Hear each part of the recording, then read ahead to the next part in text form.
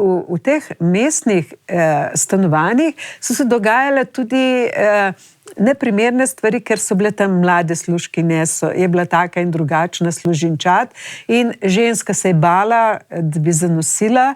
So bile tudi mlade dekleta, recimo, ena taka zgodba, ene punčke pri 13 letih, ko je zanosila. Kako se otroka znebiti?